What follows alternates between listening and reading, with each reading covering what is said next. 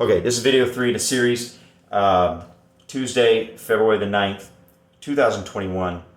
Passive aggression versus aggression. The church lady from Saturday Night Live / George Costanza's mother / Edith Bunker as an archetype. Subtitled, The Church Lady is a demonic force that comes from hell. I think I forgot that subtitle in the previous videos in this series. But anyway, I'll throw it in the third one because I intended for it to be there from the beginning. All right, so I was talking about how passive-aggressive people and people who use raw aggression to control and intimidate people are actually, they're like two robbers. One goes in the front door, one goes in the back door, but the work that they're involved in, their crime that they're committing is the same crime, and that is that robbing people of their most sacred human possession, and that is their free will, their own individual identity, as a person. And I just thought of another kind of archetype. Another archetype would be like, there's got to be 1,000 of these in the movies and in books and literature, but there's 100,000, But parents who want to force a child into a certain identity, or a certain field of work, or a certain way of acting or talking or dressing or whatever the case may be. That's another, and in that case you got two people. You got the man and the woman. So it can be, and eventually I'll get to this, but that'll be like a jab. That'll be like a jab cross. Like both. Raw aggression could theoretically, stereotypically come from the father. You will do what, that kind of thing. And the passive aggressive could come from the mother. I can't believe you done you're breaking my heart. That's the passive aggression, right? And it does. It's ungodly. That's all I can say. It's ungodly. I mean, the biblical model is the extreme example. If you think about the story of the prodigal son, there is no hint in that story that when the son said, I want my inheritance now, I want to go spend it on whores and whiskey, it doesn't say whiskey, but whatever. The father gives it to him. The father doesn't say, what are you talking about? You're an idiot. You're going to ruin your inheritance. And don't you know that you're probably going to go out there and get an STD? There's none of that, right? And there's none of there's no hint of the story of the father calling. Well, yeah, that's fine, but I want you to talk to your mother first. And there's no suggestion of that, right? Oh, I can't believe you want to leave us. Don't you know how badly your father needs you and your brother? Oh my gosh, what's going to happen to you? There's none of that, right?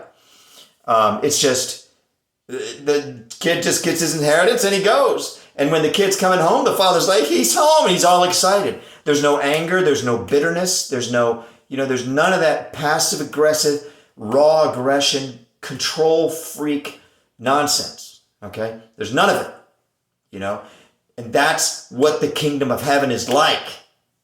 Okay? Anything else comes from hell.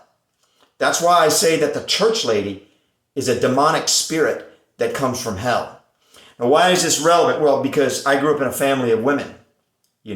I grew up at 796 Camino Lake Circle in Boca Raton, Florida, USA. You could say that I should have just given people my address as being 796 Passive Aggressive Lane, because it was just a house that was like passive aggression was just like pouring out of the windows, like the windows had no seal, and like when you turn on the air conditioner, it air conditions the entire state of Florida, like that. I mean, it was just passive aggression 24/7, 365.25 days a year, all the time, constantly,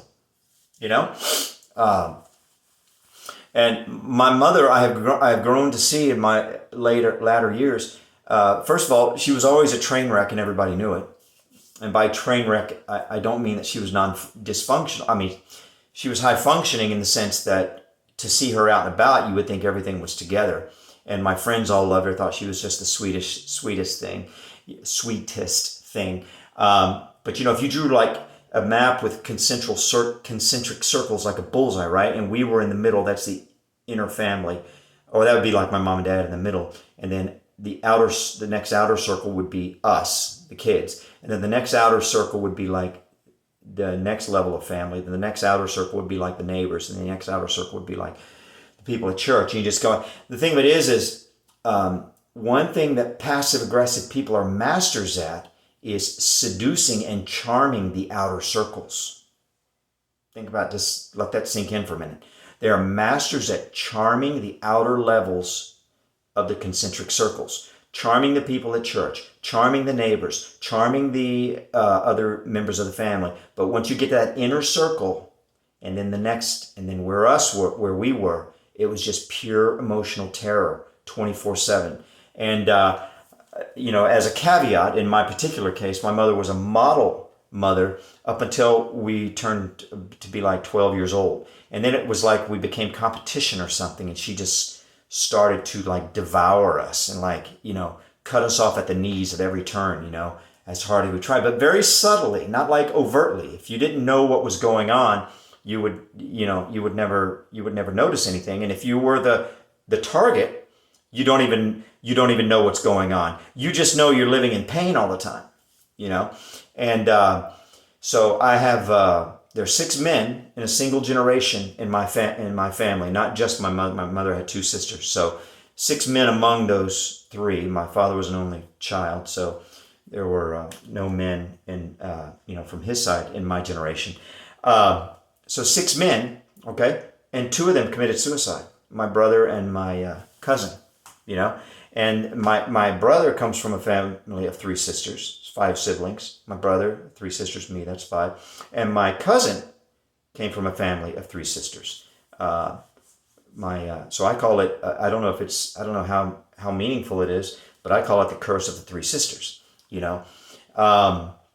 So you can see this, maybe you understand now why this rock has been rattling around inside the tin can, which is my head, for a while, about passive aggression versus raw aggression, because in my experience, passive aggression is as virulent, as cancerous, and frankly, it's as deadly as raw aggression, because once you strip a person of their humanity, the most sacred thing that God gave us as humans, which is our free will, once you strip a person of that, what do they have left, really?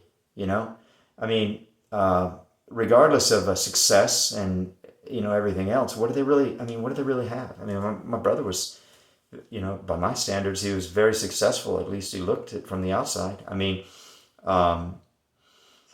So I don't know the inner workings because, the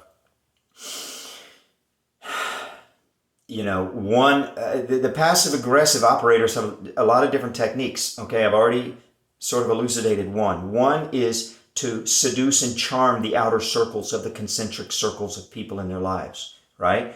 And sort of keep that inner circle as like their own little project, such that if anybody in that inner circle complains about the way they're being treated, the passive aggressive operator refers to how much the people in the outer circles like them, and that therefore our complaint is a reflection of the fact that there's something wrong with us. So you see how that works? It's like, I have a complaint. Okay, well, it's because there's something wrong with you. So you can see there's like one category of injury, right? So you can imagine growing up as a child saying, feeling that there's something wrong, but if you ever try to suggest that something's wrong, it just means there's something wrong with you. So if that were all there were, that would be enough to pretty much mess somebody up, as you might imagine. But that's not all that there is, So that's kind of the insidious nature of passive aggressive aggression. It's very insidious. It's very destructive. It's extraordinary. It's like the most virulent form of cancer, really. So one of the other techniques, if I haven't lost it already, because I started talking while it was in my mind, one of the other techniques that passive-aggressive operators use is, let me think, it was there, and I think it might be gone now. And sometimes if I just talk, that helps it to come back. So, so I was talking about the 2 men out of the 6 committed suicide. That's almost half the men in a single generation. And of course, my sisters will say stuff like, well, alcohol and guns make a bad combination. It's like, my cousin he didn't drink, So that's another thing about passive aggressive operators is they're always, if they can't boomerang the criticism, then they'll just deflect it. The boomerang is the preferred objective, and a deflection will be like a secondary preference. So they'll just deflect it off to some inanimate object like a gun or a bottle of alcohol. And my brother was an alcoholic, and he did collect guns. So that's what I call a what do you call it? I guess I'm getting tired because I'm losing trains of thought and I can't think of words. It starts with an S, sophistry.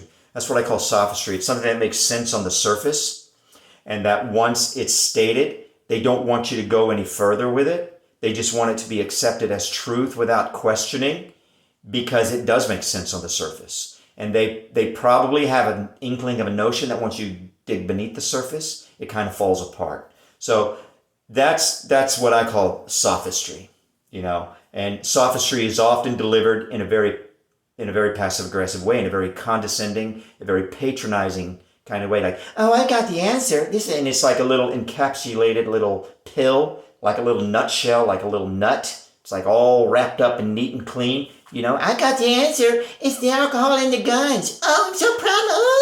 Oh, I figured it out, right? And it's like, if you rain on their party, then you're going to become the bad guy, right? So all that is passive aggression. Passive aggression is all about deflection, like in the Matrix, it's about deflecting true, it's like deflecting true wrongdoing, and if at all possible, not just to deflect it, but to stop it and then return it at an equal speed, So all that is passive aggression. So it's very deadly, it's very virulent, it's very cancerous, it's very debilitating, and it can be. I forgot the other point that I had. The other technique I had. It was, let me see, the concentric circles, the charming the people and they revel in the praise that they get from the people in the outer circles, because it's like it's confirmation and affirmation for them in their own deluded state of existence that there's nothing wrong with them, right? Oh, well, these 50 people love me. They think I'm the greatest. I don't know what these 3 weirdos in my family, I don't know what their problem is. They're just weirdos, It's like, well, because we have to live with you, and you behind closed doors is a completely different than you when you're peacocking and prancing and primping around town, charming people at a superficial level. Once you get past the superficial level, that's where the demons live, so to speak. And I'm not saying this about my entire family, but I am saying this, that there's an element of truth to all of this when anybody, it doesn't matter who it is, whether it's a lifestyle for them, a personality characteristic, or like I said, it's like a intermittent thing that we all occasionally do when something comes along that we desperately want to take control of, either because we want it or we don't want it. Like we don't want a traffic ticket. We might try some passive aggressive trick on the police officer, or we want a job. We might try some passive aggressive, or we want something and we might, from a person that we feel that we can dominate physically. So we try a raw aggression, So all of us, I'm not like I said, I'm not saying that anybody needs to point a finger at somebody and say, you're guilty of this. This is not, I told you my story because, maybe I don't know. I just like to be transparent and tell everybody what I think and why I think it, and then you can say, well, obviously you're dysfunctional and I know why, and if you say that and you're right, then I'll be thankful because it'll be like, oh, okay, well, that explains a lot. I'm not afraid of the truth, at least I don't know. I'm just not. I mean, even if it makes me look bad, it's fine. That's just get it. Just say it. Get it over with, Maybe it'll help me. I mean, just, whatever it is, say it. I'll do my best. I'm not going to tell you like uncomfortable truths that you don't want to know and don't need to know. But I mean, what I told you is relevant to the subject matter that I want to cover tonight, right? I think it is, So you got the concentric circles. There's another technique. Gosh darn, I wanted to. Okay. Anyway, I think it was when I was mentioning the jab cross. Okay. The other thing about a passive aggressive operator, okay, is they will, if they can manage it, okay, an extraordinarily effective technique of passive aggression is to shapeshift and go from passive aggression to raw aggression very quickly. Like back and forth, because it's confusing. And the victim is spending so much time trying to figure out what the heck is going on that they can get done whatever they want done in that confused space, and that sort of dark, foggy space is kind of like where the demons rush in and they make their home, the demons of oppression, and the demons that are, if you think of demons in literal terms like I do, okay, or you think demons in terms of literary allegorical terms, that's fine. It doesn't matter in this particular case. In most cases, it doesn't. Until you get way out into things like exorcism, it doesn't really matter how you look at it. It's the same. The end result is the same. So look at it however you like, People have intellectual pride that doesn't allow them to look at demons in literal terms. And that's fine. I understand that perfectly. I mean, I understand it intimately. Personally, I understand intellectual pride. I just don't have it in this particular area, So that back and forth, that it creates like a fuzzy, dark space of confusion where people are just like, I understand raw aggression, but I don't understand this other stuff. It's like passive aggression. It's just like weird, and that makes me feel all kind of weird and confused, and it's like, and then they go back and forth, and it's just like, it's like, it's completely debilitating emotionally, spiritually, and intellectually, and you don't know what to do. And the passive aggressive person will jump back and forth. They confuse you with if they can swing it, they'll confuse you with the passive aggressiveness, right? And then when you're confused, they'll come in with an aggressive cross punch, right?